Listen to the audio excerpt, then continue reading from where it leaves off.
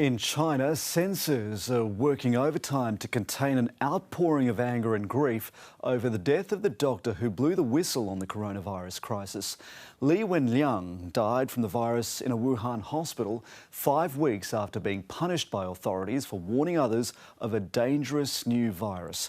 His death is among more than 600 that's been officially documented, but many believe the toll is actually much higher. China correspondent Bill Birtles reports.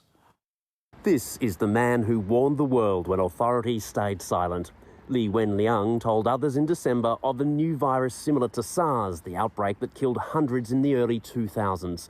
Authorities punished him for speaking out. Now, just 34 years old with a wife and child, he's succumbed to the virus. Online, tributes from across China, but also heavy censorship. He was such a nice person, but still didn't pull through. And those left don't dare to speak out. He showed a responsible attitude towards society.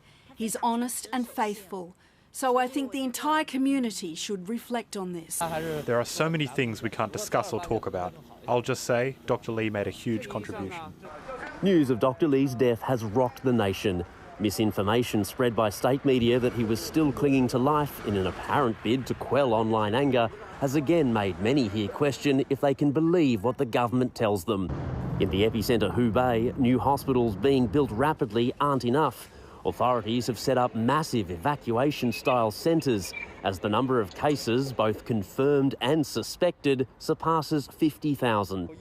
Of most concern, fresh cases of young children being diagnosed, including a newborn baby. There has been that constant increase in cases in Hubei province, but we haven't seen that same acceleration in provinces outside Hubei. Across the nation, the streets are empty, people heeding government warnings to stay home, in the hope the new infections can be minimised outside of Hubei. Experts are divided here on when exactly the outbreak will peak. Some say weeks, some say a couple of months. The censorship around the death of whistleblower Dr. Li Wenliang has ignited old fears that as the crisis expands, you can never quite trust the authorities here to give the full picture. Bill Birtles, ABC News, Beijing.